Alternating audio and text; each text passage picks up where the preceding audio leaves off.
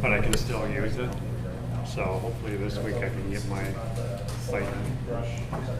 Good deal. And so he's gonna cut all the grass. Yeah. Yeah, so you better get up there and get it done.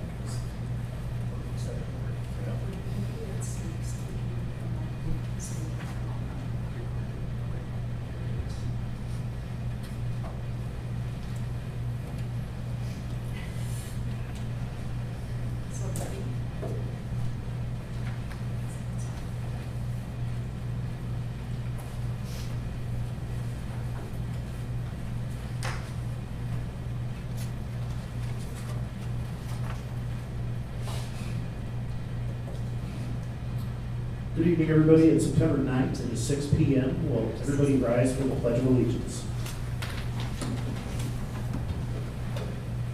I pledge allegiance to the flag of the United States of America and to the republic for which it stands, one nation, under God, indivisible, with liberty and justice for all.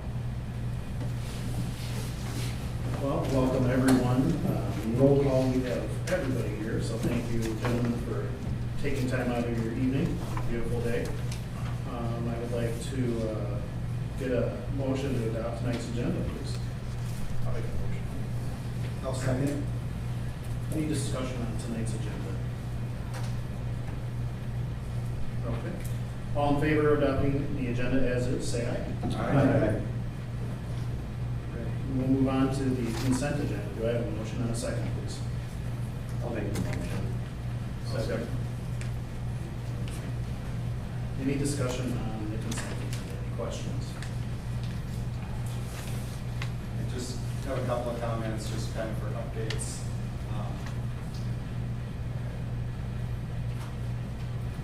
Projecting the balance at year end right now is about $232,000. But that doesn't include some unanticipated revenue we think we're going to see from the county for the second half payments. But somewhat concerning, we're below the 30. That would leave us below the 30% policy. That would be 27%. It's not a perfect calculation. We don't know exactly where our expenses are going to be, but just wanted to mention that. And the first half revenues were about $39,000 positive, so I'm hoping that's going to continue. The second half payment, I don't know. So that's the good and the bad news. Well, thank It'll be you. especially important when we're going through our budgeting process to have that in mind when we're funding balance. Do we remember where we ended last year at percentage-wise? I think I might have it here. Hold on one second.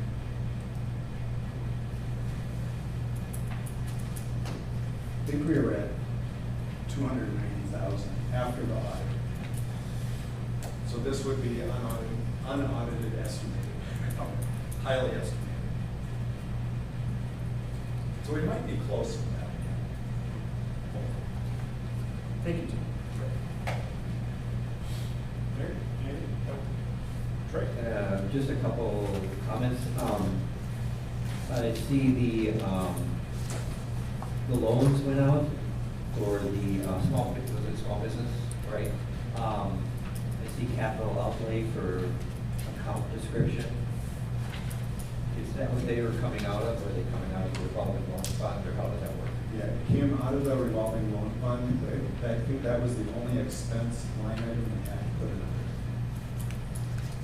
It was already on the books without creating. So we don't have, at this point, we don't have a revolving loan fund. We do, there's an account for it, there's a fund for it, this is how we're managing the expenses. When we do a disbursement, that's Okay. where it goes. Got it. That Thank you. line item. Yep. There's a Hellers and Associates, 2,500 draft and TIF report. That's basically it, right? Yes, they submitted that report to the county for us, because Okay. it's very heavily involved. So we did have them file that for us. Okay. How many of those do we have? TIF reports, is it just the one district? limited experience, I only know of one. Okay. I believe she's right. I think we closed the other one out last year. I thought so. Yeah, but we only have one. Okay.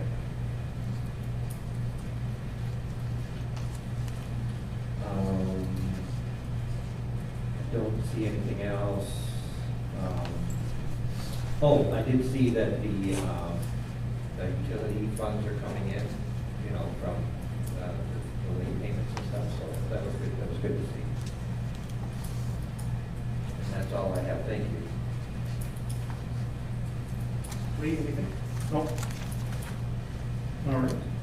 We'll move forward to the vote to approve the consent agenda. All in favor of approving the consent agenda, please say aye. Aye.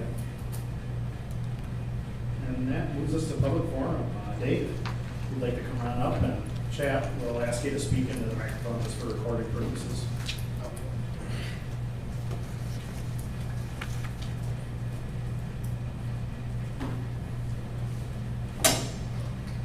Hello, I'm here on behalf of the Bruce House. It's a historic property, 1853, and we just want to know what the community would like to see happen with the house as far as like museum. There were a couple other buildings, a kitchen. We're open to the possibility of maybe opening that up to the community if it would work. There was also a guest cabin that was brought up to the top of the hill that's a residence now.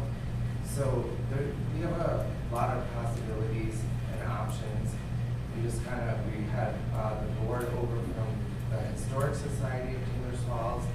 They did do an article on some of the artifacts that we have from the Bruce family. So we think it's pretty important to the town and we want to keep it as best shape we can. We're looking into some masonry work. Any suggestions or recommendations would be appreciated. And then also, we have a consultation coming up on Friday to get a fountain and like a fireplace, like a gas outdoor. Taylor's Falls doesn't have any falls that you really see. So we're right on a corner property. If the artist could build it, that could be something that people walking by would see. I hope it wouldn't distract traffic, but you know, we're just open to the possibility. We have a lot of stuff. We have a lot of work. We got a citation for the grass being long. We really we're trying to let the natural flowers grow, so there was a little discrepancy in St. Paul. They're letting grass grow like this tall, that's wheat.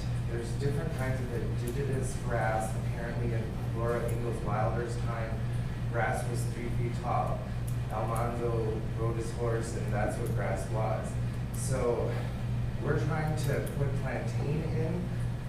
It was a native like herb or plant, it's a root. It's safe for children to put on mosquito bites.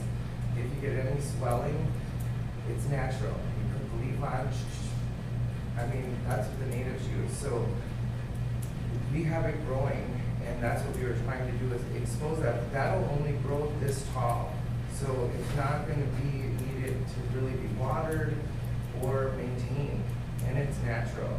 And I imagine, I don't know about animals, but their paws probably, if it's soothing for our skin, I'm sure it's animal friendly. But so basically I think I've covered everything. We are working on trying to refurbish the house, the yard, and basically we'd like to not really open the main house up to the public, but we're, I guess, open for events or like a photo shoot. Oscar Bruce's portrait was done in the library that's in the Smithsonian. You know, does anybody that's going to school or have an interest to children, you know, I know they have the one-room schoolhouse and they do that. We just like to, you know, work together. Whatever we can do, we'd like to help. Thank you. All right, well, thank you much. Thank you, and, And if anybody would like to come and see the Roos House sometime, just contact us. We would like to, we're open to any suggestions. Just to keep it up, and, I mean, it's been here longer than us, so. But, all right, thank you. Can you, Just a question, have you talked to anybody at the Heritage Preservation? Well, we're trying to link with the St. Paul because it's really through the state. So the Taylor's Falls or Chisago County doesn't really have the means to do what we need. And the Folsom House doesn't really support another house to be like a open, like for that. But I think with like recordings and stuff, like we're finding all kinds of music that Oscar Bruce wrote. We found bank books that Charles Bruce had from translation of monies. There's a lot of art, like really far out, like artifacts, and I mean, I think that the city should, and even some of it probably here in the archives, some of it probably should go here, and some of it we're in discussions with the Historical Society because they would like some of the Bruce stuff. So we just want to make sure that we preserve it. Toby has the most history from his parents and his dad. I mean, well, that's another thing. History-wise, the owner of the house that refurbished it was Air Force, Secret Missions, and then his wife was from Denmark, and her family was German. So some of the furniture is even older than the house itself. So, and John's father was a metal worker, and he wrote books that are at the Library of Congress.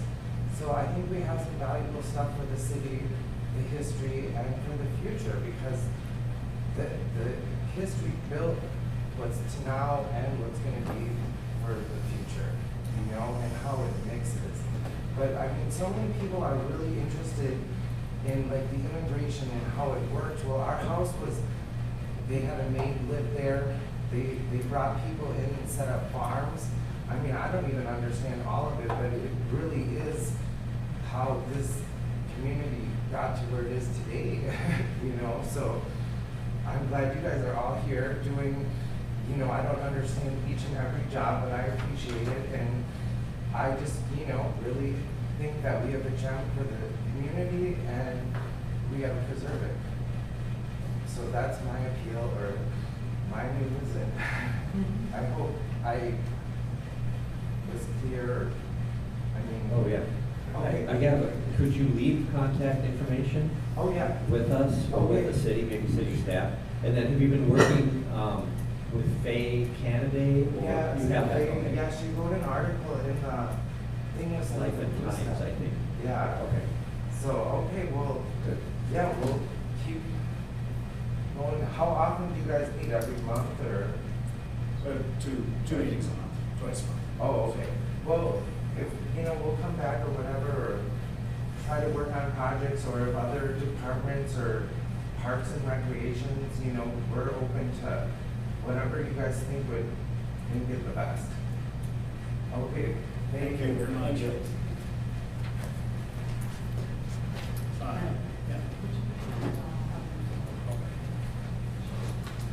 Does anybody else like to speak? I only got one sheet turned in. Okay.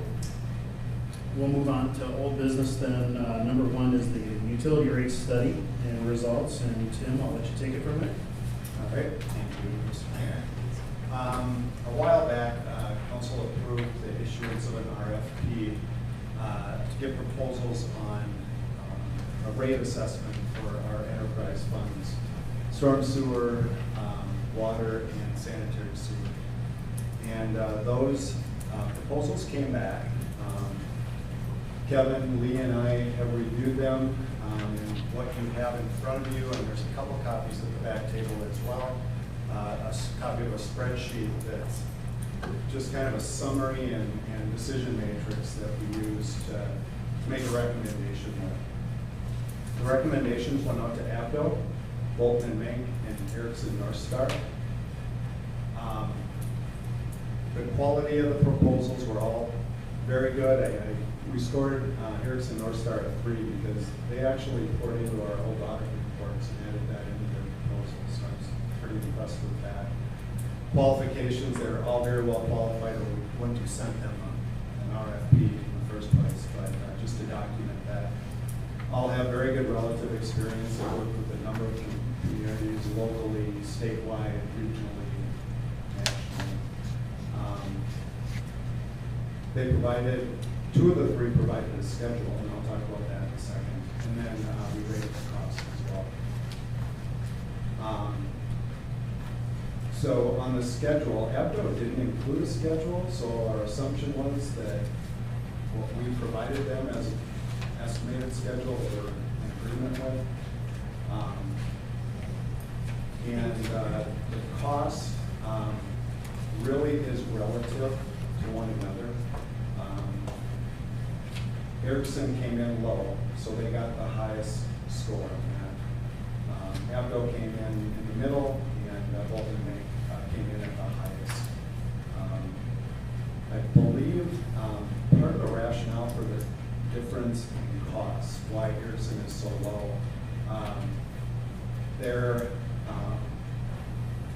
believe their overhead is way less than what you have at a large firm like Abdo or Bolton.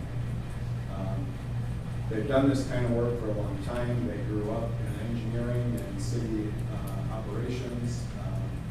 They're very familiar with it. They have a nice list of references and a portfolio of work. So we felt comfortable recommending actually Erickson to do the work. So I could entertain any questions you might have. Well, as I was reading through the proposals, I was leaning towards Abdo and Bolton Bank because of their familiarity with the city. But then I read through Erickson's and I saw the proposal, put the brakes on it. And was curious as to how they could come in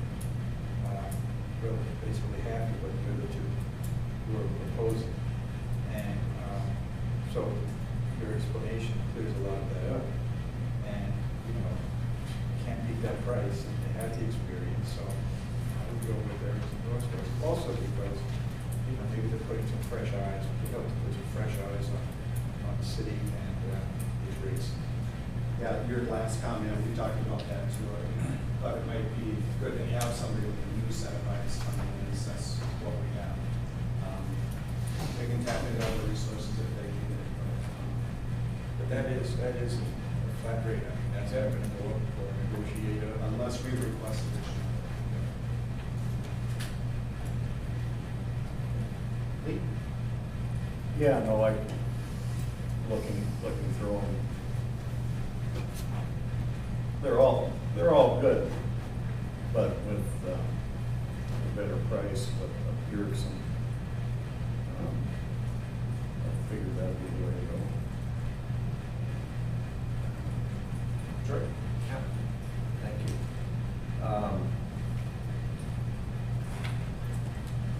I'm going to be in opposition to this, no matter which one we go with at this point.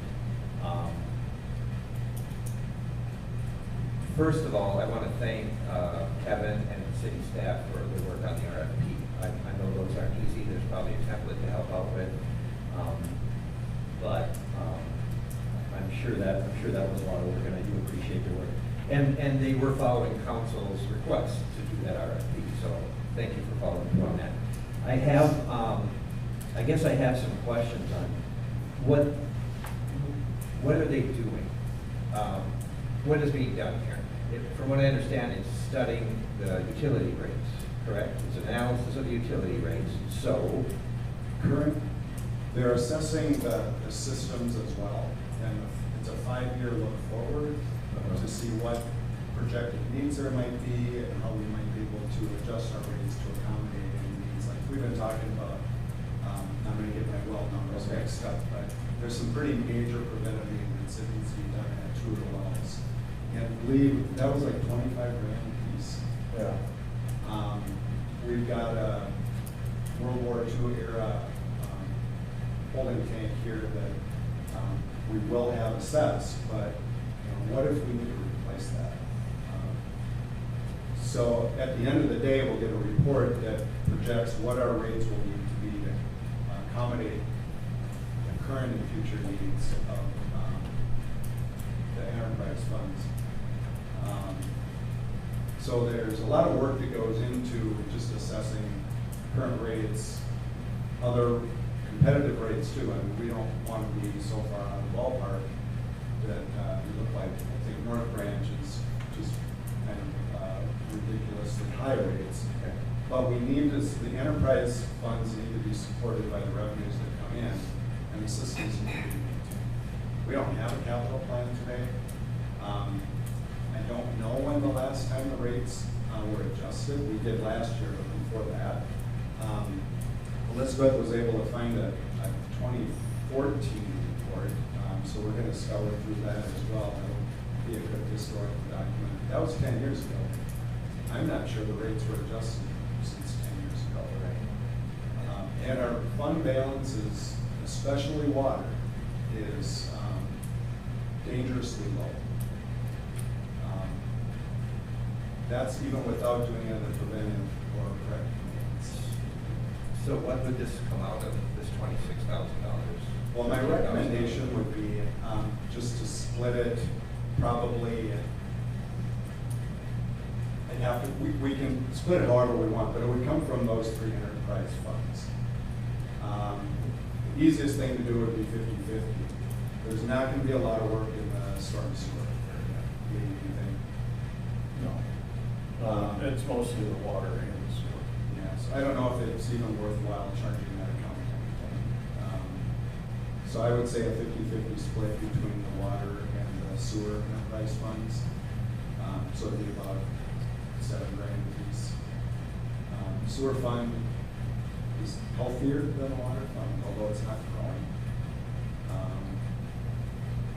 And from that, they'll be able to determine what rates we should be at. They would make some recommendations, yeah, And for I- us then to go to council, discuss, and enact however we feel necessary. And I do believe the mayor, I think it was the mayor that made some calls to other cities for fee schedule information. I mean, wouldn't this be something we could do as well on utility rates and consult with other cities and see where they're at?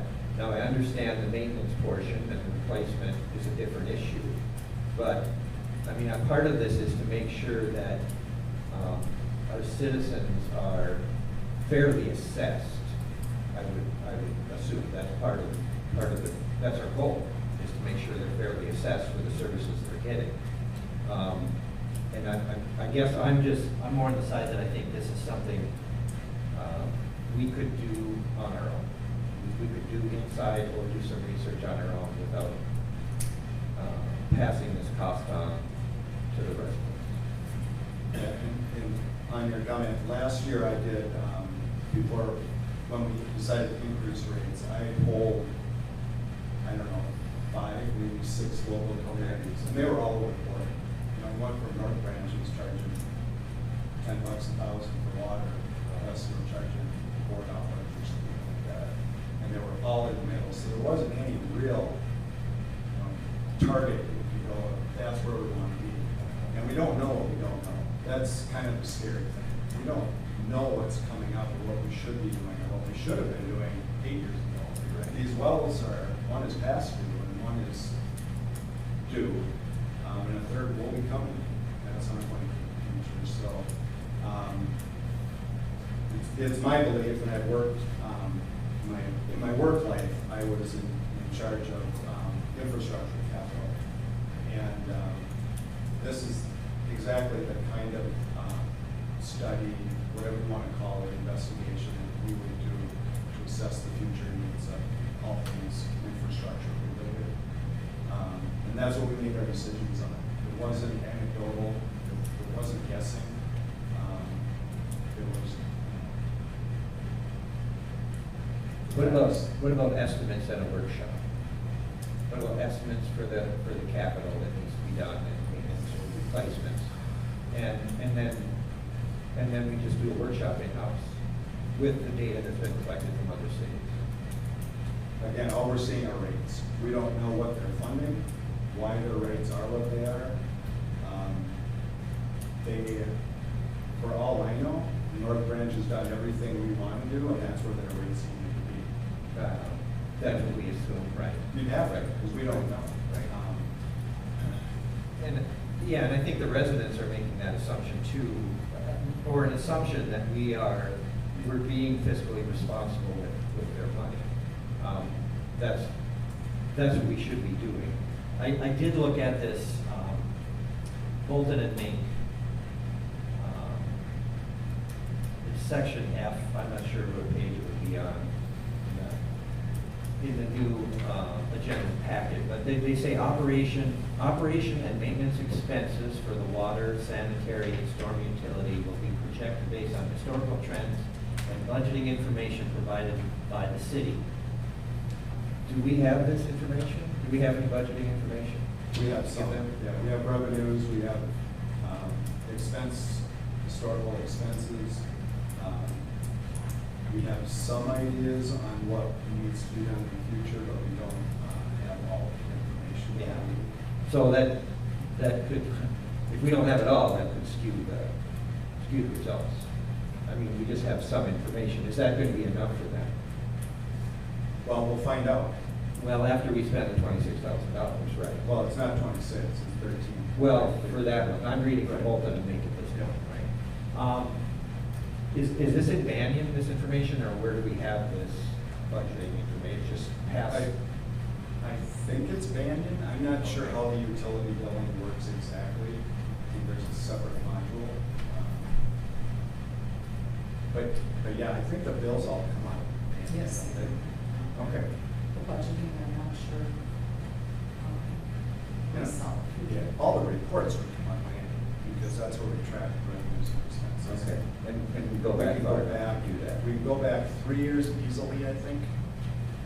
And I think we have access to data older than that, but it's a little more difficult. But if we go back 3 years, that won't account for the major expenses, the capital expenses that need to be made. Correct.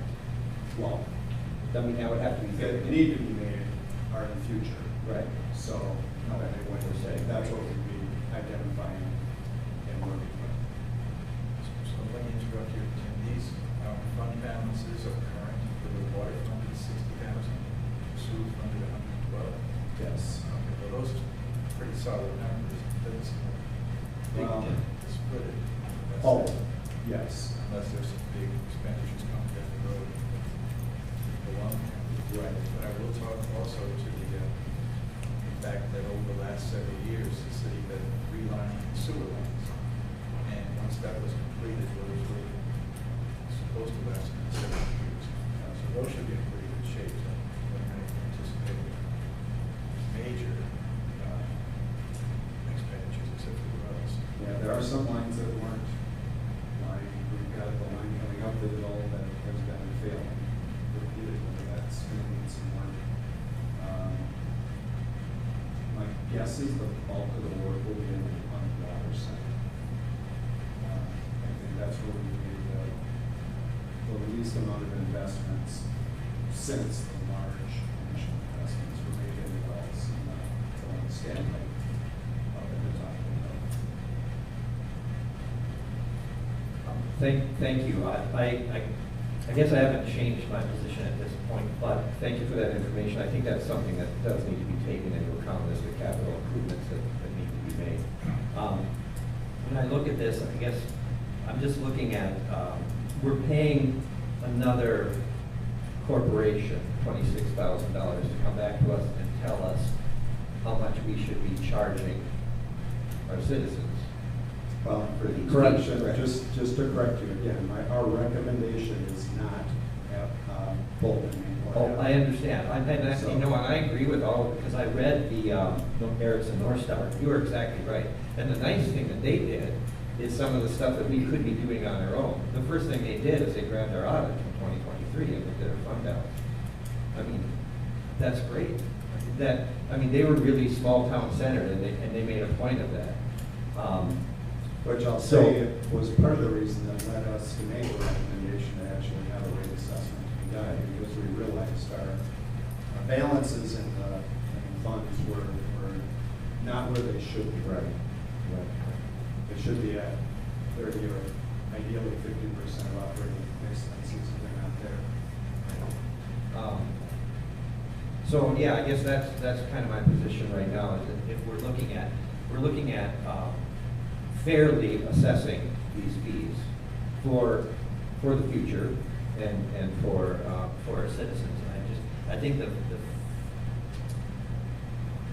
if we're really going to be fair, I think we should really do some more internal work on getting some estimates and possibly doing a workshop on it, just because of our fiscal situation where we're at this point. And I understand that's, you know, we're in trouble with some of these fund balances, right? And now we're gonna spend another even $13,000 to find out how much trouble we're in and how we're gonna get out of it. And I'm just not sure that's really fair to the taxpayers at this point.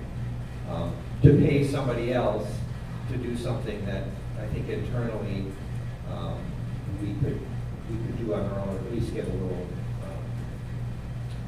at least get a good assessment of where we are without paying, you know, spending the taxpayers' money to figure out how to charge them fees. Just a couple of comments to a couple of things you noted. You mentioned fair rate. We do want to make sure it's fair, but we also need to measure it objectively. If we decide on our first meeting in January to raise rates, why are we raising rates? I don't have an answer to that. I have a feeling, but it's anecdotal at best. Right, but and all we're saying tonight is we're willing to pay somebody else $13,000 to give us those answers. Experts whose job it has been to work with other cities to Yeah. provide them the same Well, information. That could be. No, it is, it's true. Well, I know that, but it just sounds like we're taking this decision-making process out of people's hands, and we're just, you know, turning it over to somebody else because they know more. However, I do have to say, like I said, Erickson North Star was, if I were going to vote in favor of this, that would be the ones we would go with, without a doubt. But I'm just not sure in a position to do this at this point. But I do appreciate certainly the RFP, all the work that went into it, the calls you did make, Tim, to the other cities. I think that's kind of a template, certainly what we could do in the future. I think Kevin probably has some good information, and I'm sure Lee does too, on what some of these things would cost. We already know how many years out we are before they definitely have to be replaced. And I just think that's something we can do ourselves and be more directly responsible to the people instead of just spending their money and giving it to another corporation to make these decisions. So, but that's just my position. Thank you. Appreciate your comments. Thanks, Ray. I'll agree with you. When I looked through them, I thought, oh my gosh, where are we this money is $26,000, $24,000. And then I was like, why are they so low? It caught me right away, went through the second time. Eric's North Star, I looked them up, I mean, because I'm like, wow, we have something new on for name, right? I agree with you, Troy, where, you know, the cost of, we keep on spending money, but we also are raising things. And I feel like even me going and getting 4 fee schedules from different cities, 2 north, 2 south, I'm looking and I'm just averaging out. I don't have a reason why I'm averaging it out.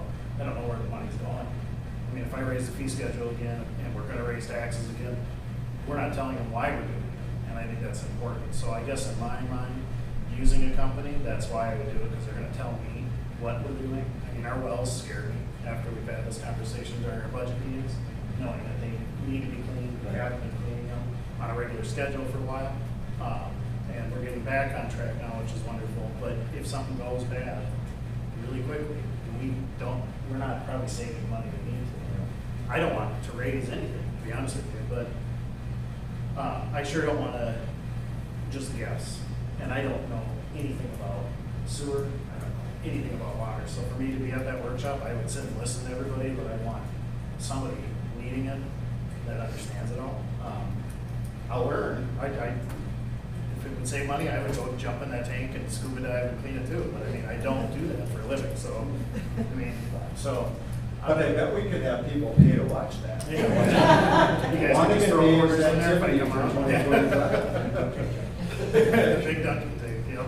And thank you, Mayor, I appreciate that, and I think what you've done basically is you've laid out some of the investments that we might have to make. And I think we can, you know, I guess that's my point is, we already know what's coming up. We've got a good idea of what that might cost, and we can basically tell the people, this is what we're doing, this is why we're doing it. Because we know these expenses are coming up, and just not pay another institution to do it, just, you know, just make those decisions as representatives of the people that elected us to do that. Well, I know water and sewer pretty well. Lee does pretty well. Kevin does pretty well. I don't think any of us consider ourselves experts. And in talking with the liaisons in public works, it was pretty clear that we needed some help. Anything else? Thank you. Thank you all. Anything else? Okay. Well, I'm gonna call for a vote here. Let's see how they want me to read this. I know they want me to read it just the way it's written. So, I'll need a motion and a second to approve, deny, or table to award the utility rate study to Erickson North Star. Please. Somebody make a motion. I'll make a motion. I'll second. Any other discussion? Sorry. No, it's okay, I was just reading it up so that it's all recorded. All right, no other discussion, all in favor, say aye. Aye. Aye. Opposed? Nay. Thank you for a good discussion, guys. Thank you.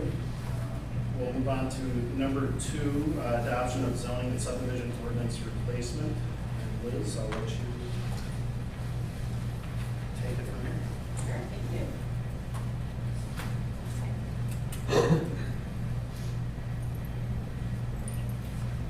Okay, so I've been working with Bolton and Mank on assembling the zoning ordinance. So it's just the zoning and subdivision ordinance, not the rest of the state code. And essentially what they've done is gone back and gave them every single ordinance in every box that I could find.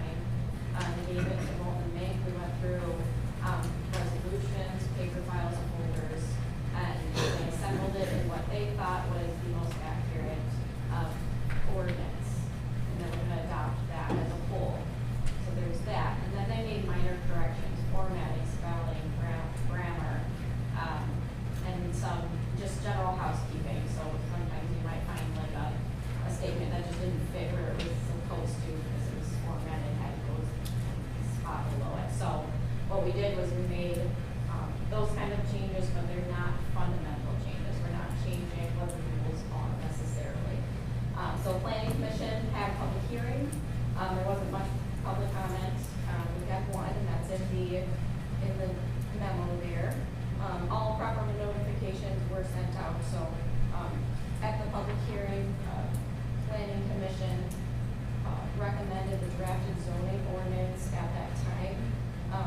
Except for we did have to revert the short-term rentals that were proposed to be a permitted use at the time that were a conditional use to begin with, because the Planning Commission was working on a short-term rental licensing ordinance. So we were kind of projecting that to be going through at the same time. So we made that switch. But Planning Commission decided not to push the short-term rental licensing ordinance, to table that. So what I did was I took that drafted and I reverted everything back to conditional use, but kept the rest of the proposed short-term rental changes. So again, it doesn't really change it fundamentally, but it did not add back in short-term rentals under bed and breakfast, knowing that those are going to be coming back soon. And they weren't really applicable, and we can also put those conditions on the conditional use correctly. It still is going to be a conditional use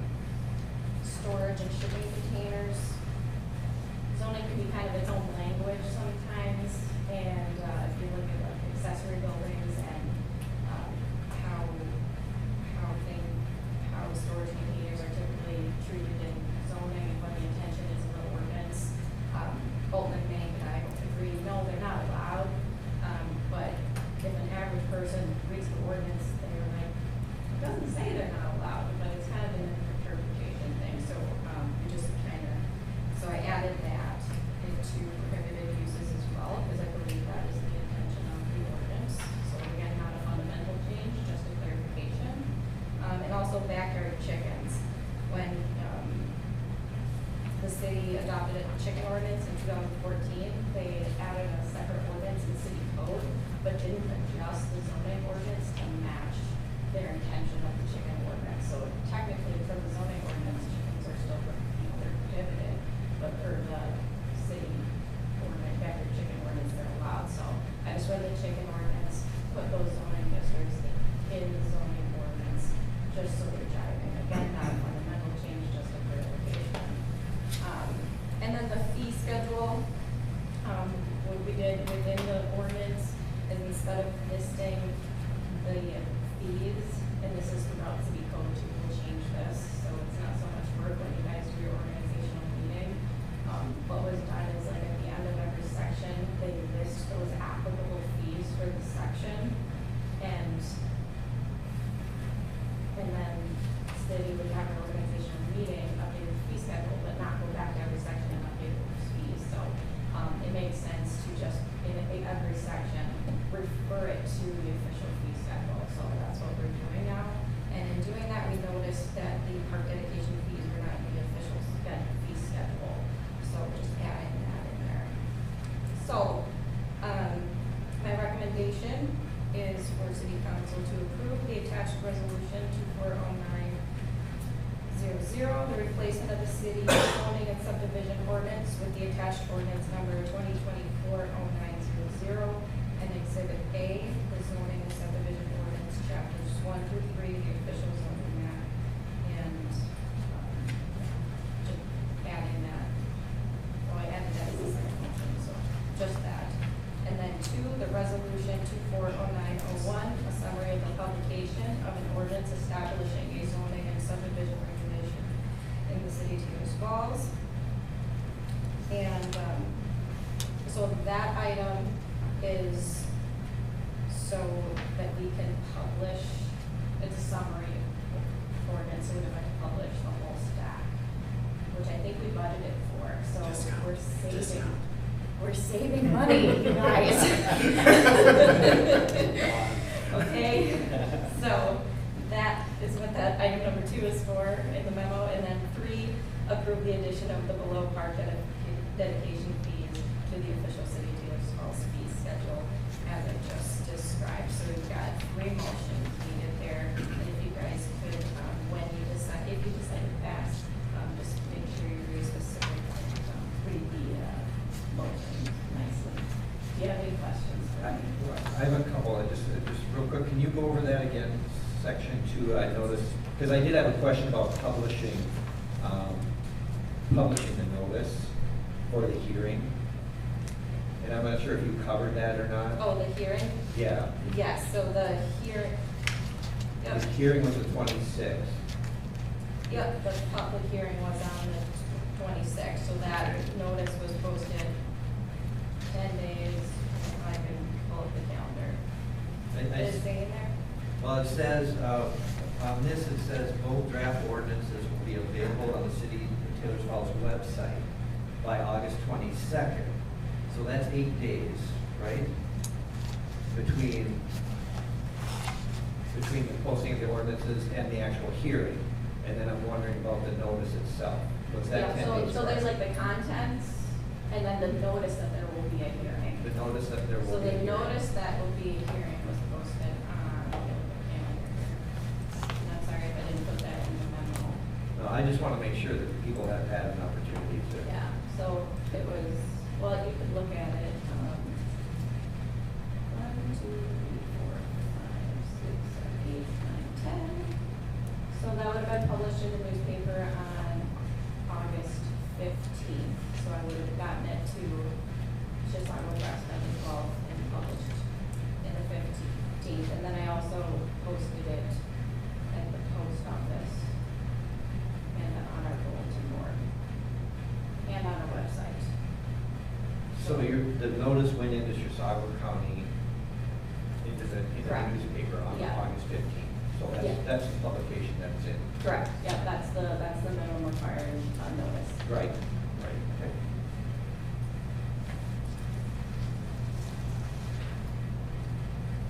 And that notice then refers it to the website. Okay. Yeah. Yeah, that's good. I saw the statute here on requirement when an amendment involves changes, which is certainly a huge That's change. right. When an amendment, this is statute 462-357 from the state of Minnesota. When an amendment involves changes in district boundaries affecting an area of 5 acres or less, a similar notice shall be mailed. A notice of the time, place, and purpose of the hearing shall be published in the official newspaper of the municipality at least 10 days prior to the day of hearing. So that was my question, that's why I want to make sure. That's exactly what we did. Yep, you got it. And I just have a couple more comments, if that's okay. Thank you for bringing the park fees and the trail fees in, bringing them forward, making them visible. I know that's actually it's a lot of money, but I think we as a council have a responsibility to collect the fees when we can, when we're supposed to. And that eases the pressure on all the taxpayers that are involved. My other question would be on your memo. It's page 25. I'll read it. It's on the chicken ordinance, backyard chickens. And the city adopted a backyard chicken ordinance, section 348, outside of the zoning ordinance in 2014. When this change was made, the zoning ordinance was not updated. So you go down a little further, and then you say, so to coincide with the zoning districts described in the backyard chicken ordinance, I recommend adding backyard chickens as an accessory use in the rural countryside, rural transitional, and small town zoning districts. Again, the allowed uses within the heritage preservation overlay district are those of an underlying zoning district. So backyard chickens shall not be added in the heritage preservation zoning district section. And that is, they will not be added in that section because there's an underlying zoning district, correct? Correct. And what is that? Well, it depends on the property. So if you go to, it's more clear now on our official zoning map.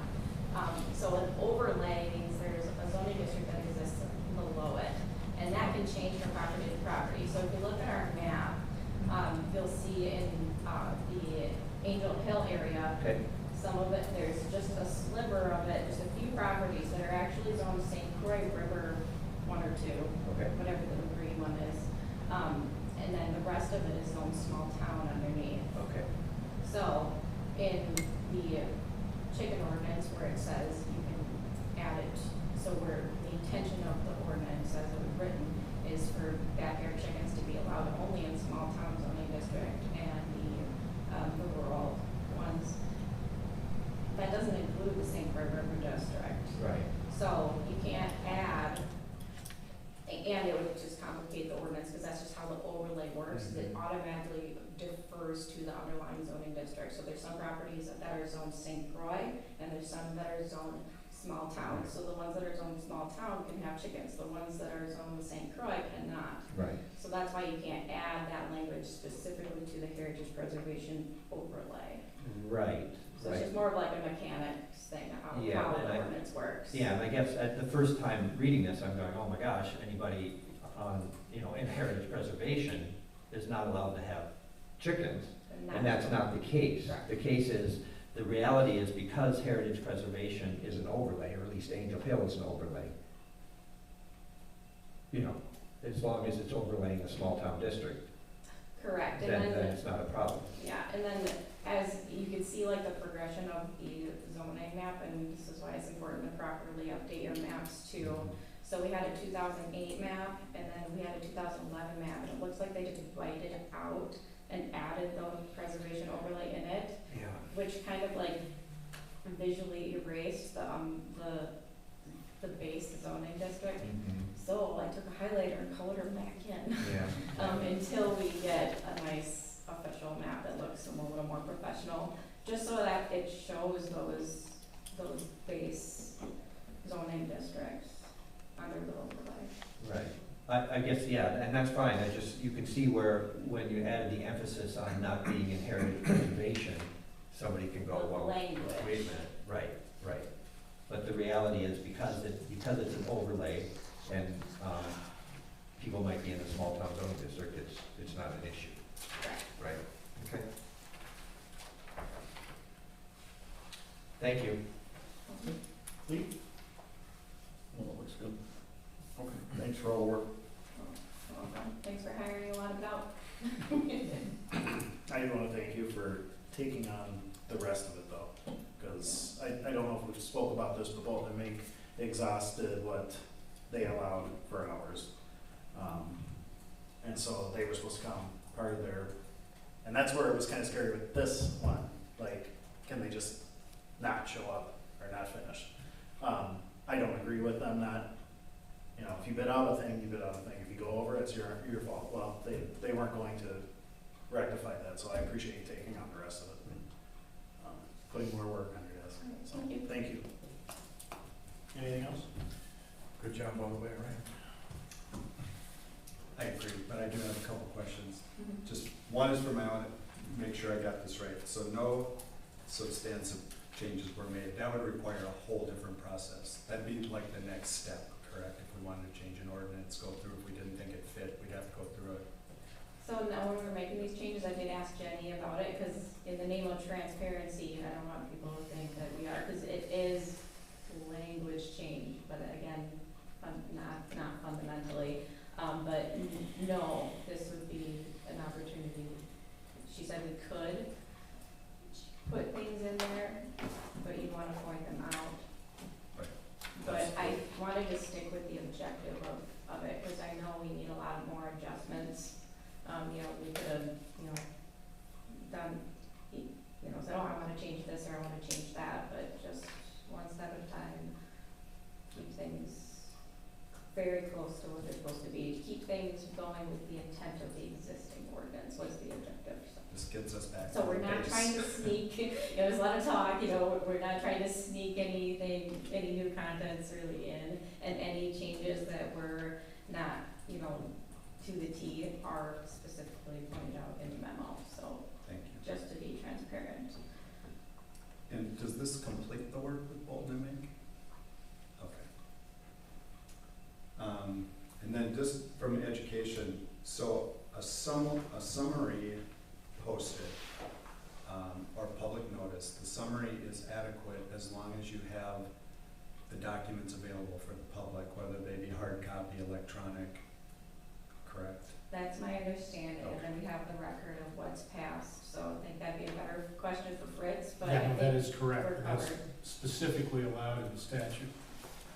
As long as you have a place for them to go, and normally that's, well, somebody does come and read the code, but that's correct. Cool. That's all I have. Great work.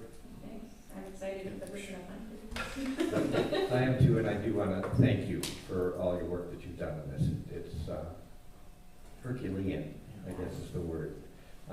Especially if you know, if Bolton and Mink didn't follow through with their agreement yet, pull the extra load. And I'm excited about this. This is good. We've got something to start with. And I know it was a lot of work, and I just this is one of the good things that has been happening lately, and turning the corner with the city. So thank you again. Mr. Mayor? Yes. I do want to just reflect as an observer and an advisor to the city, a legal advisor, this was an excellent job. And, you know, to answer some of the questions you had about, well, can we add to it? Basically, you recodified and modernized this part of your code. And it is much, much easier to defend this kind of code. If it gets challenged for some reason, it's much, much easier to amend technically this kind of code if you've got everything in its proper place. And I'd have to say that this is an excellent job and very impressive, I must say, for just the effort and everything that went into it. So I did want to observe that so that you understand that this is really kind of a big deal. If you haven't appreciated it, I get the sense that you do, and it is an excellent job. I have reviewed it. It is an excellent job. It's fine. I have nothing to remark on in terms of its format. Well, I'm just gonna add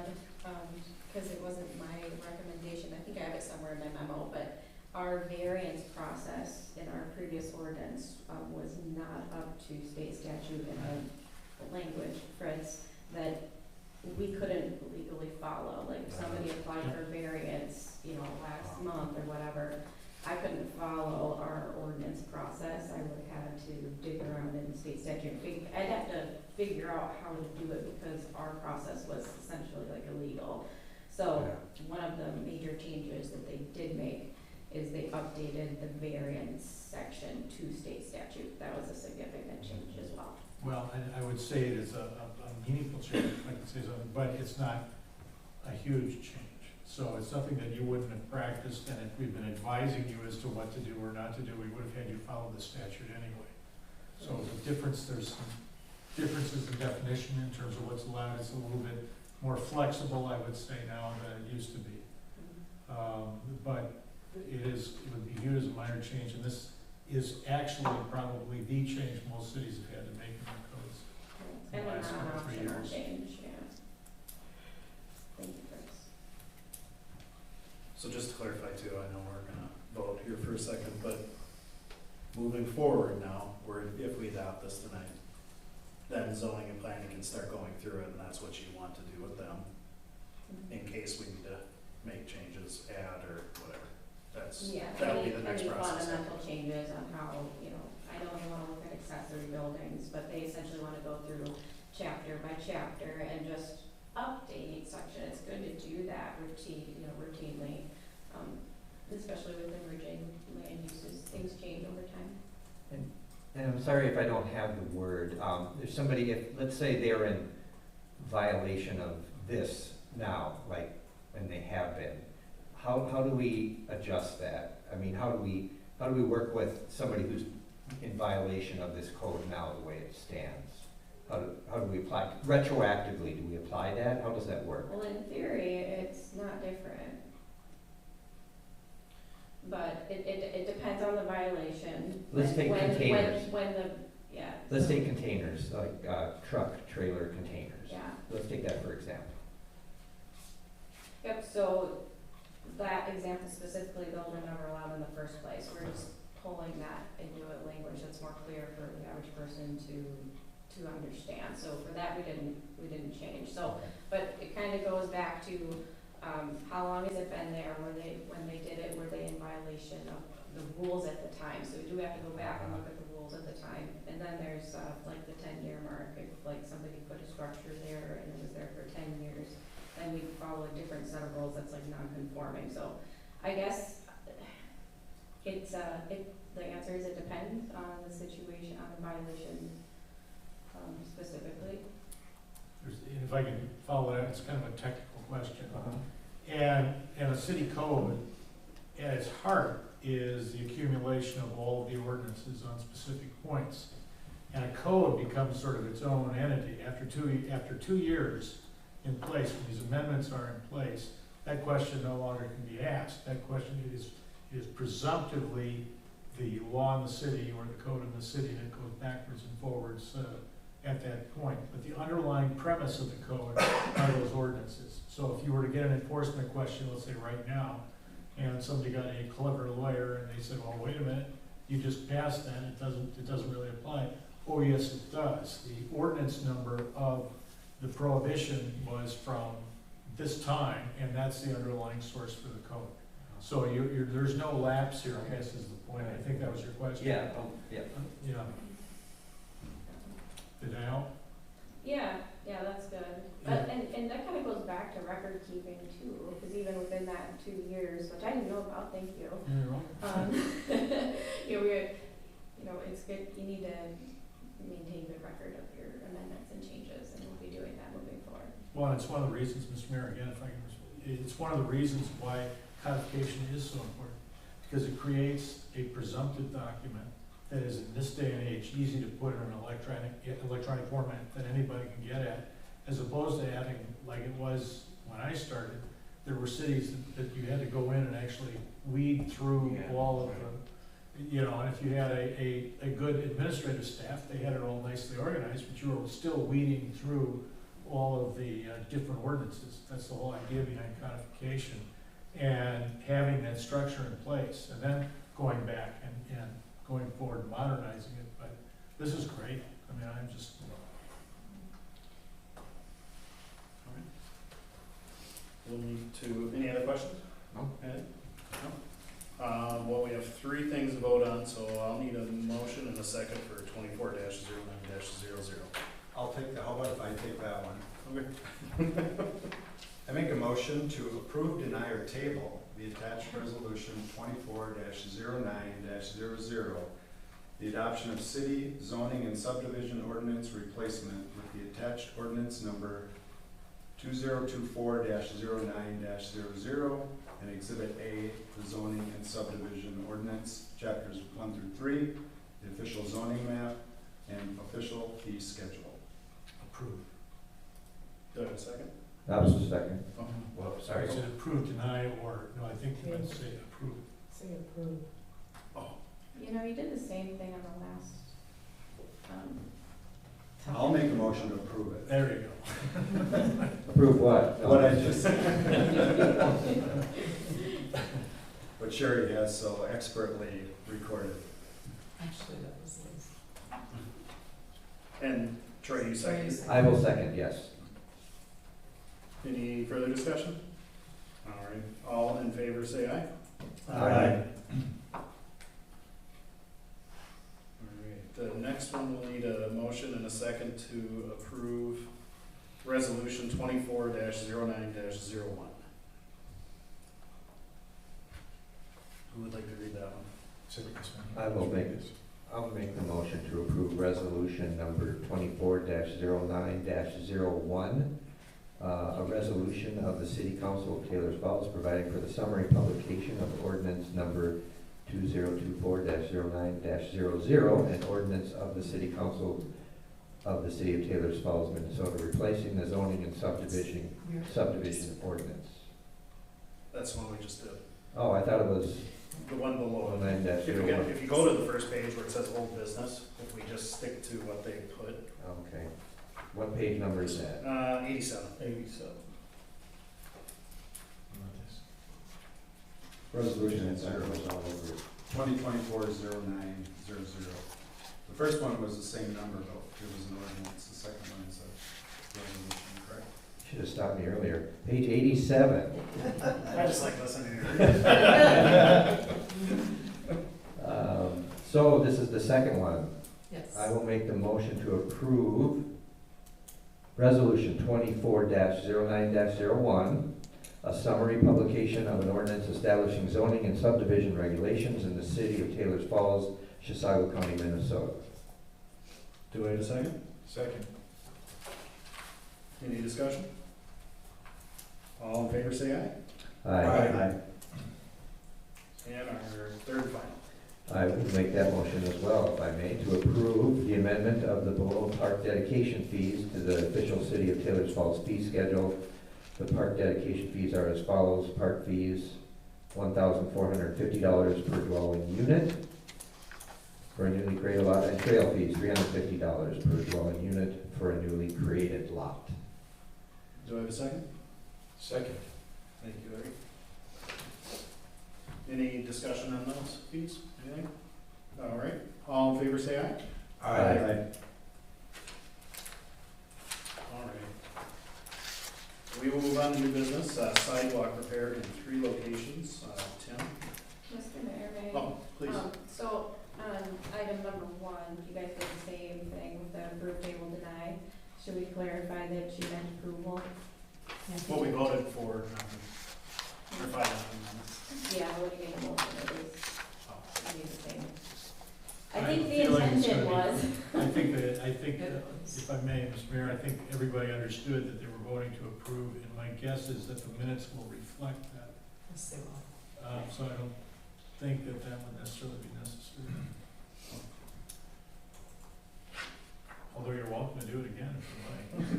It's It was nice just when everybody's an agreeing, you know. observation. Number 1 was, that was the utility rate study? Is that what you're talking about? Okay. Or no, the first one? That's okay, never mind. Okay. I might have read that the way. I think, yeah, that's okay.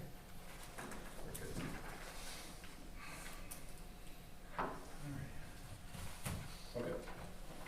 Tim will speak to us about sidewalk repair. Yep, Kevin included an S-bar in the packet. There's just a number of kind of routine maintenance replacement in the city, and then we had one issue down in the Riverwalk area where we think there's an underlying issue with the storm sewer that's causing some erosion underneath, which caused the sidewalk to collapse. So that's why Kevin is recommending that we approve these with funding to come out two separate buckets. One is for the kind of routine stuff is the sidewalk replacement fund that we have in Public Works. The other would be coming from the storm sewer enterprise fund. The intent is to work with the contractor when they come here and remove, we can investigate and make any repairs at that time. So if there are any repairs that are needed, we won't know until then. So I'm not sure what we want to do to allow Kevin to give the authorization to proceed with repair, because it can't sit there undone. It's going to have to be corrected immediately. Which one is that? We have two estimates here, right? Two. Yeah. Which one is? The stormwater fund item, the collapsed sidewalk, is the 2850, Okay. and just the routine stuff And that one is is, 1450. the 2850 is the one that we are looking to give them more wiggle room in case, because we don't know what they're gonna find when they, okay. Correct. He showed me pictures, if you guys haven't gotten to see them, I mean, there's a hole, so we know water is going under, and it's probably washing everything out down there. But until they lift it up, they don't know what they're gonna see. And I know did he put a rock, is that what they put, rock or something in front of it to keep, stabilize. to stabilize, yeah. It's storm sewer, so I don't think it'd be an enormous sum, but I would say give them leeway up to 5,000. It would be a different contractor. Well, I guess it depends. It could be the same contractor, but you might have to call in someone else to do the work. But I would say give them not to exceed $5,000.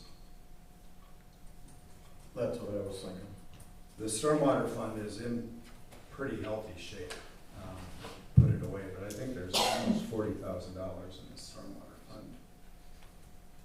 Okay, almost 30. Okay, so we're tying the two together, is that what you're saying?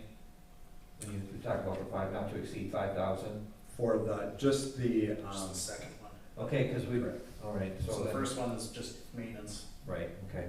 the second one is exploratory. yeah, we would approve the 1450 for the routine.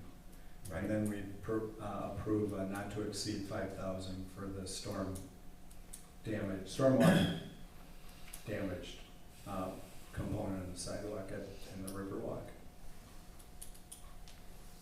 I guess I'm just kind of hesitant to change the amount that's here in the packet when we have 2850 listed.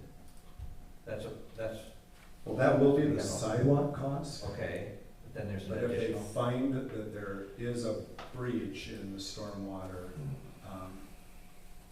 system there, they're gonna have to replace that, or the same thing will happen again. Okay, So that's the additional fund would help. I understand that. No, thank you. Do we know, I mean, are they gonna get to work at this right away? Or, It sounded like it, yeah. so if you wanted to wait, we could have a special meeting and come back after they find it. That's up to you. I mean, we could do that, but Which, if would it be quick. exceeds the 5,000, we would have Yes. to. Right. Yeah. Yep. Right.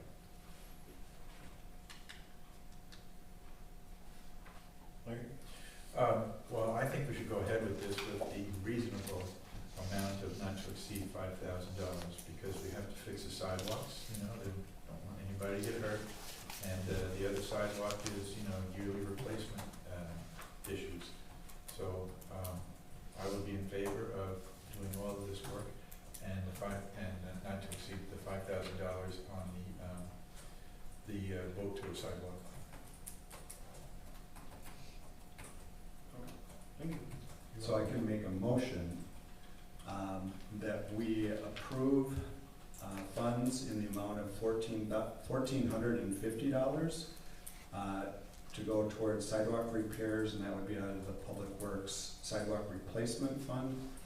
And then an additional fund of not to exceed $5,000 for the Riverwalk sidewalk repair and potential storm sewer repair. Do I have a second? You have a second. Any further questions or discussion? Troy? Lee? Nope. No? Okay. All in favor, say aye. Aye. Aye. All right, so number 2 for new agenda items is the Knights of Columbus gambling application. This application is for the raffle being held at St. Joseph's Church on January 7th, 2025. I'll need a motion and a second. I'll make the motion. Second. All right. Any questions? Is this the gun raffle? No, this would be the calendar raffle, which leads me to disclose that I'm a member of the Knights of Columbus for that council, so I want to make sure we're aware of that. Well, I am too. This is the calendar, that's right, you are. So this is the calendar raffle. Tim? The only question I have is related to the completeness of the form. There's in the nonprofit status section, there's a checkbox for religious, but in the following section, it says to attach a copy of one of the following showing proof of nonprofit status, and none of those boxes are checked, and I didn't see a form. So, Right. I don't My know if we have one understanding- on file or already, or if we need to get that and conditionally approve this upon receipt of. Sure, my understanding of that is that those, and when I had sent these in the past, that I sent them all together, but they do go, the state wants to see those. Okay. So that, I've always assumed that's a state requirement. And the Knights of Columbus actually make the filing. We Okay. do not. Okay. We just, now I'll give him the approved form, so Got he it. can submit it. Okay. Okay. And they wouldn't accept it without it, so. Correct. Okay. Yeah, that was the only thing I had. I They just wanted might- to make sure there No, was. no, I agree, no, that's good, I'm glad you're doing that. They might take $100 from us, but they still would take us. No, that looks good. Okay. Any other questions? Okay. Go ahead and vote. All in favor of approving the gambling application for Knights of Columbus, say aye. Aye. As members of Knights of Columbus, do we have to recuse ourselves? You guys voted on it last time, and we've had Lions vote on them, so I think we're good. I'll answer that question. The answer is no, unless you yourself obtain directly a financial benefit. Are you guys in the calendar? I don't know. I haven't bought any yet, no, I'm not in the I calendar. put my figure in there. No, I don't think I have it, sorry. All right, moving right along. Number 3, I've been asked to speak with you gentlemen if we would be willing to change the fee for farmer's market.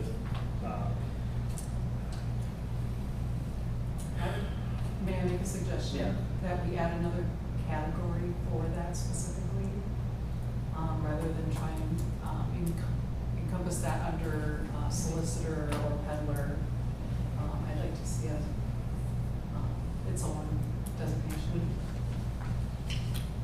Right now, we only have peddlers, Right. and that's what we've been going off of, a peddler's license. Okay. At our last meeting downstairs, we spoke about, well, we were told that we were really, really high.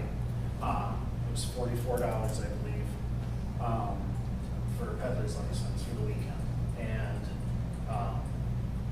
Diane went out, and for some reason, I thought it was gonna be in the packet, but it's not. She did send me information from three or four cities around here of what their, and I'll send that to Sherry, she can send it out, of what their licenses are. Everything was right around $15 to $25 for their farmer's market. And that covered everybody. It wasn't, they didn't break it down. So some of the farmers markets, and I see that the advertisement for this next one, they're trying to get a few local people that have food trucks to attend. I think they had corn the last one. They've kind of wanted us just to lump that event under the farmers market fee. But they thought $44 for a 5-hour event or a 4-hour event was a little steep.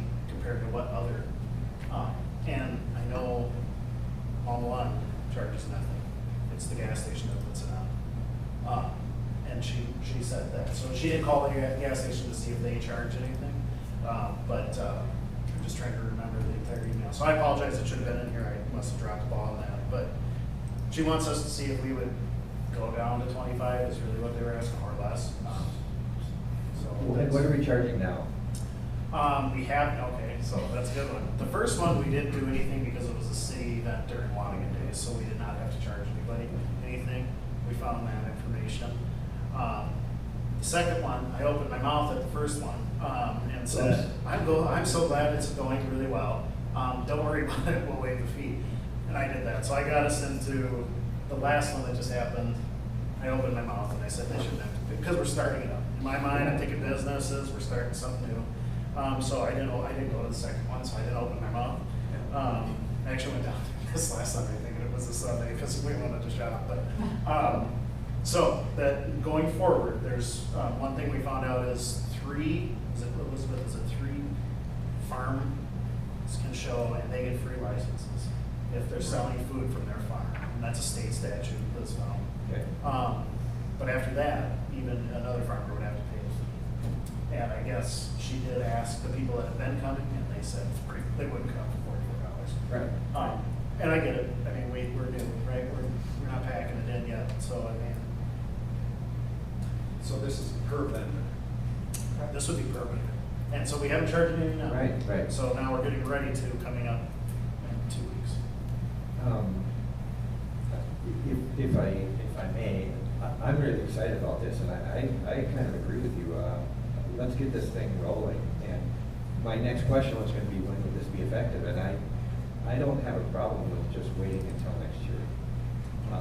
What do we got, 2 more maybe? We have to, Right. yep, September. And I know they're really excited about it. It's really taken off, and I think there's some big plans for October. Mhm. So I think we just go out with a big event at the end of the year, and then we make a decision on the amount, and we For next year. for you for So next year, are right? you recommending waiving the amount for the next 2 events, or leaving it at 44 hours? Well, we could just send the mayor down, and he could just waive it. That's if we want. I didn't think about it, to be honest with you. Yeah. Because technically, So, we have to my charge. hand gets slapped. So we have to agree to waive fees for 2024 and no Okay. fees. Yes, I guess that's what I would be in favor of at this point, waiving the fee for the rest of this year. The next 2 events. We don't see anything in November, I'm quite sure, so. So we talked about, I think at one presentation, that optional rain location would be the community center. Would we charge the same? Would we waive the community center fee if it was available and just charge the farmer's market fee, or how would that work? If it's a resident that rents it, and it's not being used right away, they don't pay. It's They, a resident. what is the resident? It's, It's 20, is it 15, 25? what's one now, I would Is it say 50? at least Okay. 50 for cleaning fees. Yeah, that makes There's a sense. base. Yeah, and if they pack them all in there, I mean, I don't know, maybe it'd be there, but if we have 10 vendors go inside, it's gonna be messy. I don't know. October. Something to think about. October definitely could be a moved location. If it's available, I think that's a good idea. However, what do we do about a fee for that? I think something should be charged. They're like, they'll be likely, I should say, minimum.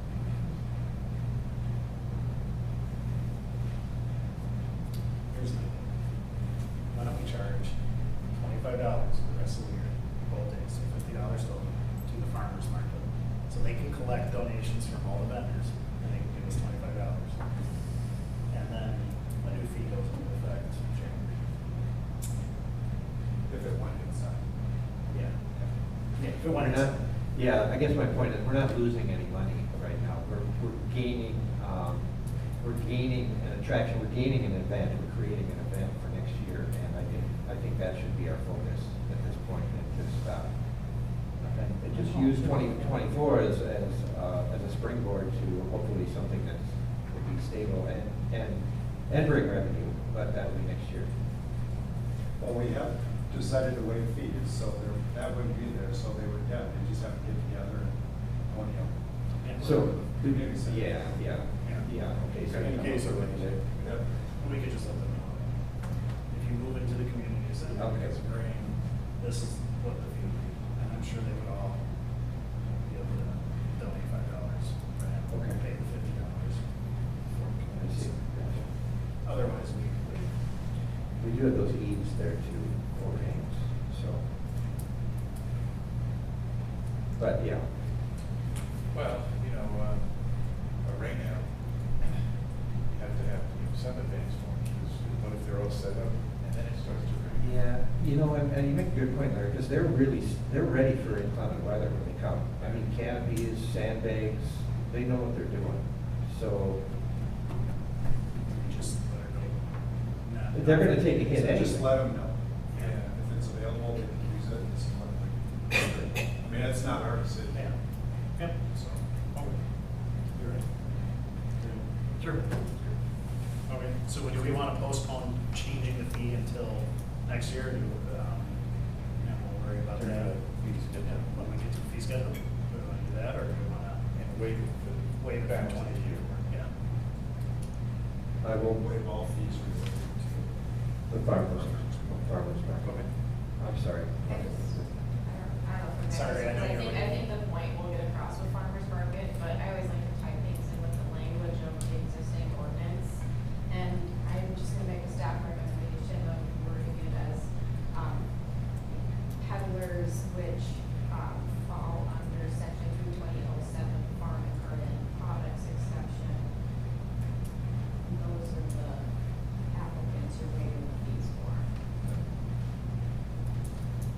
I think you just complicated the motion. Yeah, I know. Okay. Waive peddler's fee But under that's, 320. but that's the I section understand. that we're aiming for, so just to clarify, so, somebody comes in and they're like, I don't know, people always get creative, those are the ones I have to deal with, and explain why they don't qualify, so, just so it's very clear that that's the section. Okay, now I'm gonna go down a rabbit hole.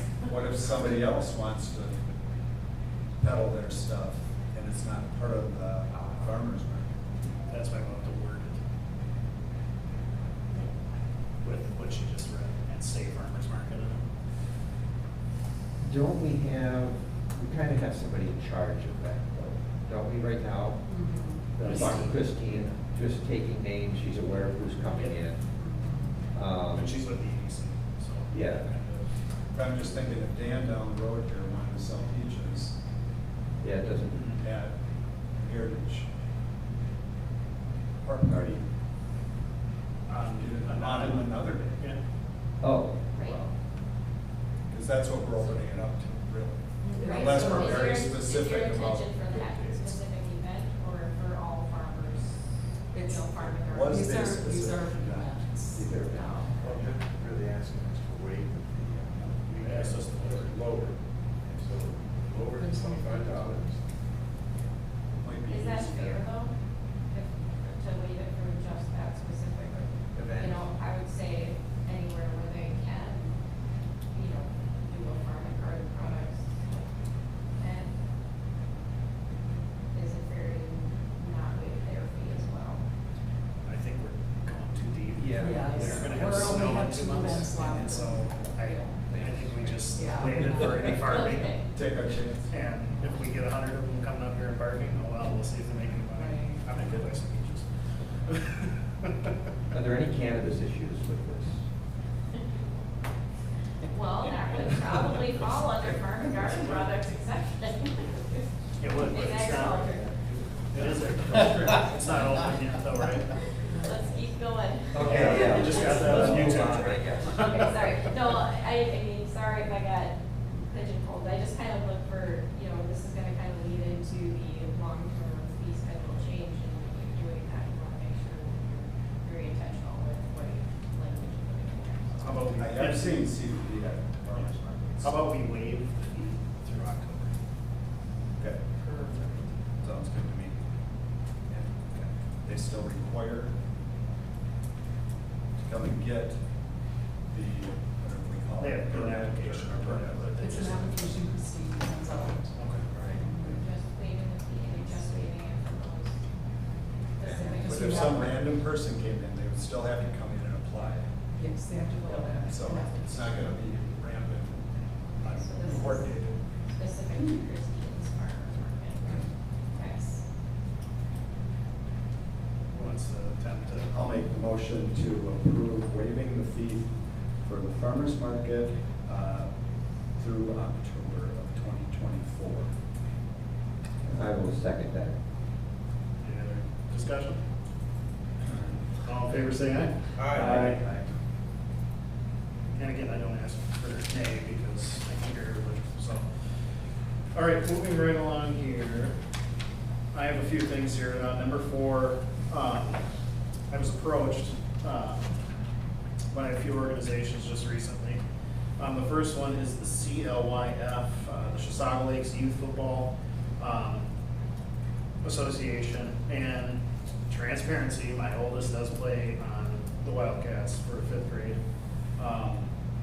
His team has been they raised their money to go to the Viking Stadium, but there's 6 teams total, and the Vikings charge each team $1,000 to go play their game, where these kids look up to them. And I hope somebody from the Vikings is listening, because I find it, I know they have cleaning and stuff, but it's not just $1,000. Everybody that wants to see their kids play have to pay $25.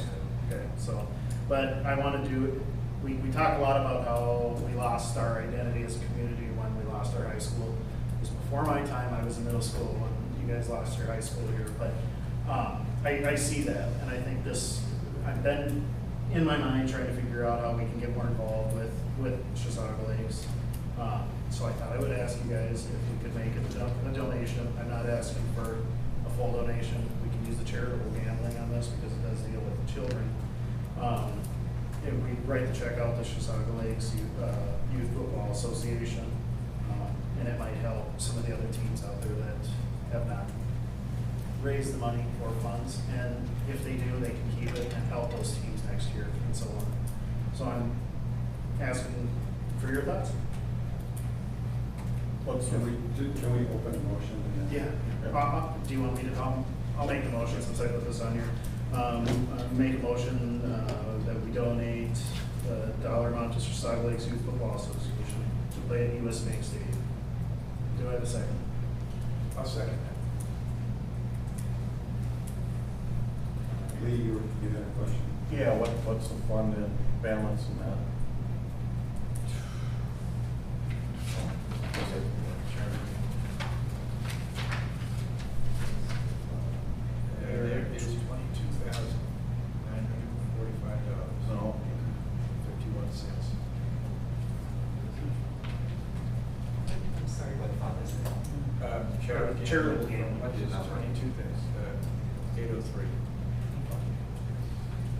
You need math. You got it. Fritz, you're brainstorming, I can see it. That's why I don't play poker.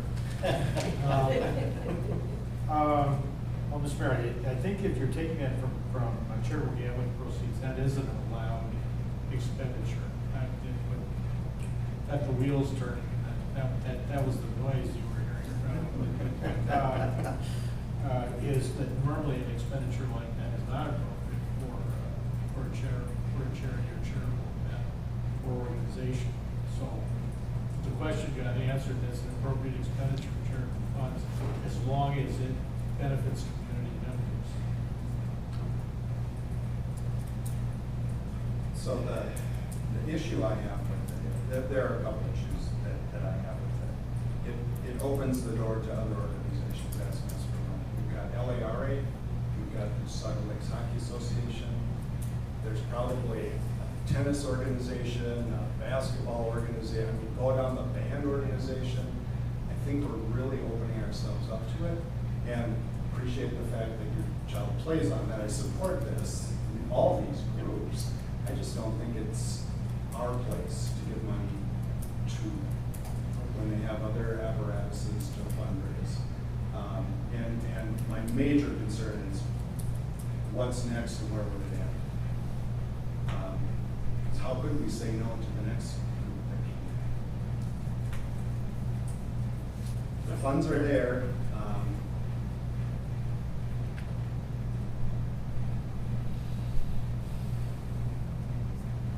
I'll leave it at that. And thank you, Mayor, for bringing this forward, giving us this opportunity.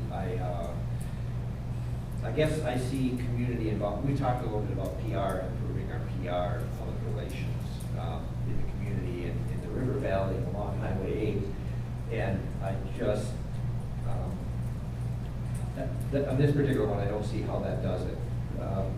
For community involvement happens in the community itself. And the first thing when you brought this up, I just was thinking about how much football players make. You know, that's like the first thing that came to my mind. I go, wow, this is. So at this point, I guess I would not be in favor of this.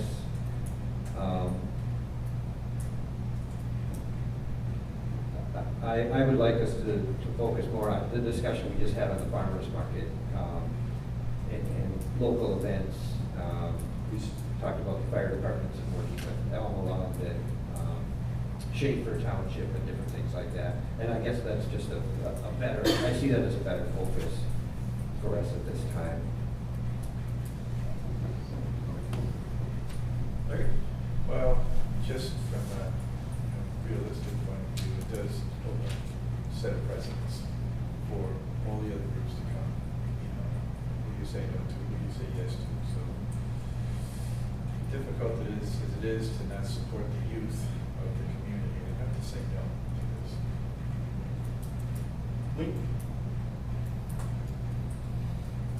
Yeah, it's always a tough deal.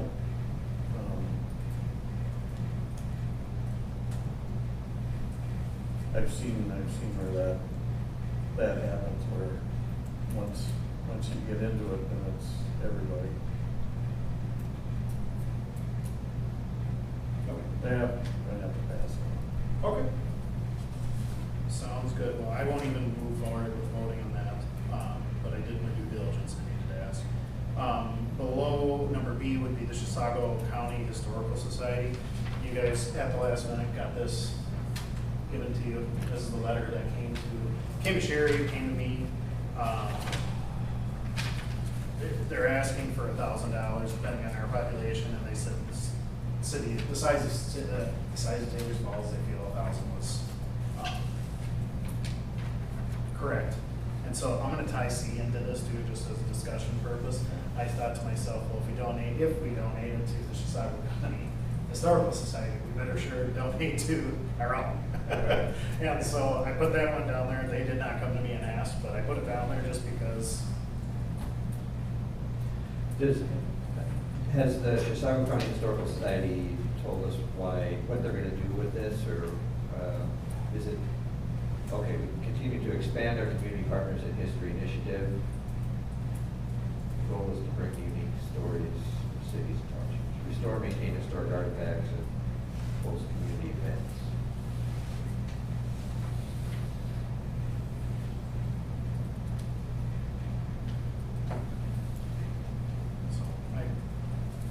We could give that money anytime, right? So if we table this and learn more about it, then.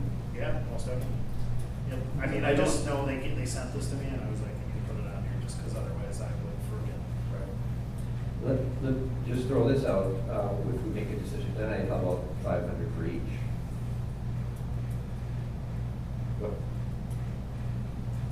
What? 500 for Chisago County and 500 for the Taylor's Falls Historical Society.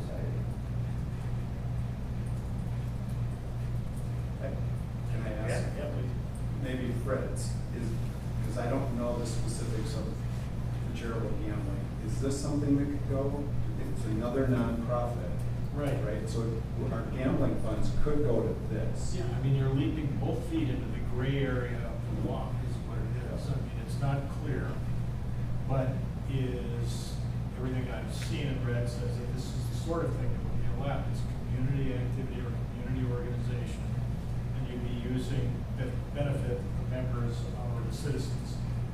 Republic in the city of Taylor's Falls. It pretty squarely falls in the term. Helps if there's an ask, but it's not necessary. Generally speaking, that's the paper, it's got an ask and a response. Given the open forum, that the open forum was saying that's something that really does benefit the city and the community as a whole. You just don't know enough about their funding and what they do, and does Chisago County contribute to the Taylor's Falls, the state? I don't know any of that. Well, Mr. Mayor, let me, again, to get to my point, if they're not asking for it, where it get kind of interesting is if at some point there's ever an audit and the money goes there and there was no ask for it, how do you find, how do you trace the funding? So, even just a kick under the table and a gentle phone call, if you guys want to ask for it, we're having this conversation, we'll take care of that problem. So maybe we table this, do more research, and talk about it in our next meeting. Mr. Mayor, I would recommend that to be a good idea under these circumstances. I will make the motion to table this discussion on donations to Chisago County Historical Society and the Taylor's Falls Historical Society to an upcoming meeting. I'll second. All right. Any other discussion? Well, I just go back to what we talked about with the youth football. If we donate to Chisago County Historical Society, that's a big bite, $1,000. Who's next? But with the Taylor's Falls Historical Society, maybe we look after our own and have that discussion when we bring this back to the next meeting. Lee?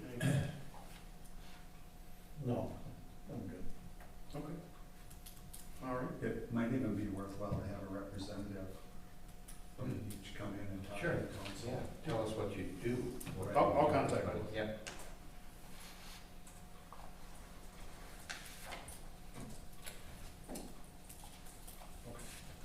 Anything else? All right. All in favor of tabling the donation to both historical societies, say aye. Aye. All right. Any council reports? Anybody have anything for us? Well, on the Park and Recreation, the last meeting, we had more discussion on the downtown bulletin board to see about, contracting out to having it refurbished and upgraded, give it a facelift. And the conversation centered around the cabinet shop down here in the old Paychicks building. But there's been 2 attempts to contact them, and there's never anybody there. So I did speak with Johnny Lair, who was doing the lift station. He said he'd take a look and get us a proposal to what it might cost to fix it. And then we also had a conversation about Cherry Hill Park and getting additional landscape matting and mulch. We did agree to not spend in excess of $1,000 for those 2 repairs. So, and Kevin is heading that up, Kevin Schmidt. So, I do believe that brings us up to date. Tim? I don't have anything.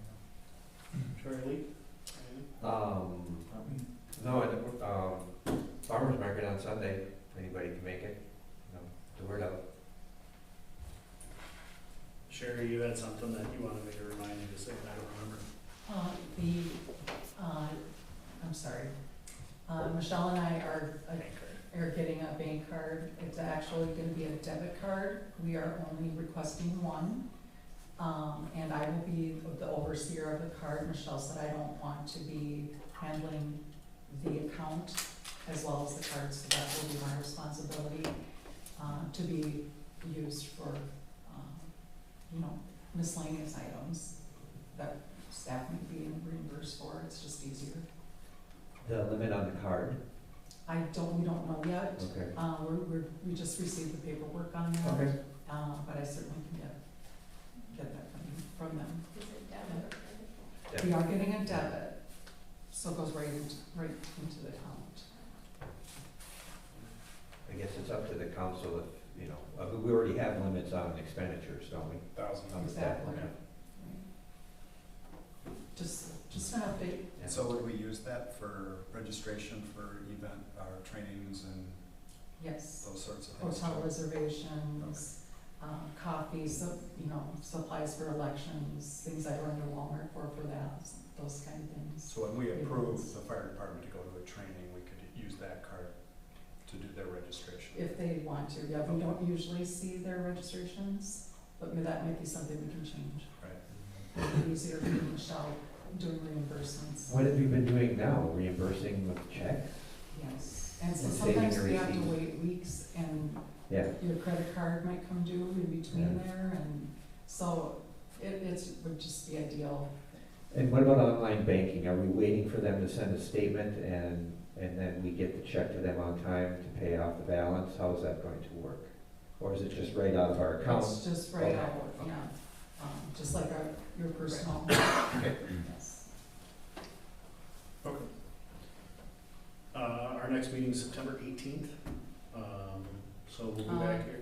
23rd. Oh, 23rd, I'm sorry, 23rd.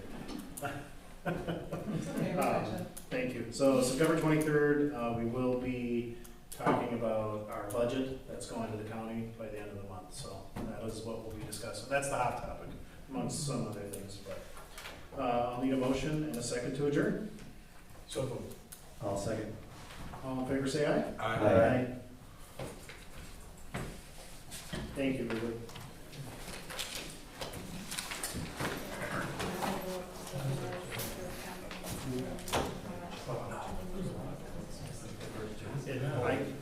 They told me just to write it to the CL.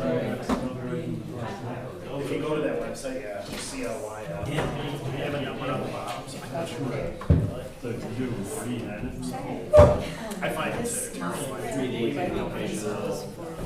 The rest of the is And so I know, I talked to Barbie and she said, yeah, fourth grade team was the fifth and Denise sixth. about doing And all of them. royal When I weeks. first started listening to And I church, said, oh, we mentioned it one time, but we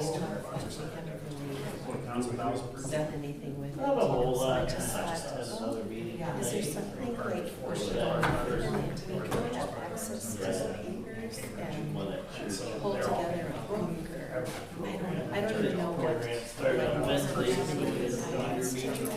tonight? Do you have any thoughts or ideas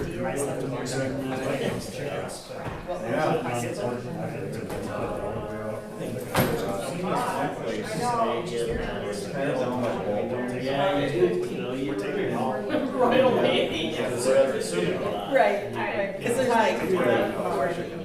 Yeah. Oh, is that what she's reading? Right.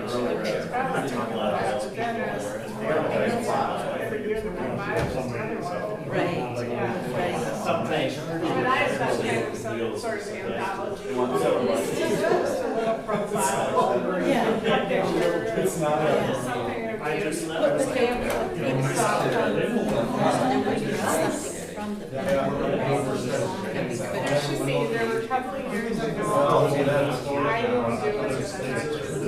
Okay, so those. I don't know, kind of like this. The kids, the statistics say the kids are more for the class either Yeah. 7th or 8th. I think ours was pretty good. And stuff like that. They're so. So we have a meeting on Thursday, so I'm not sure.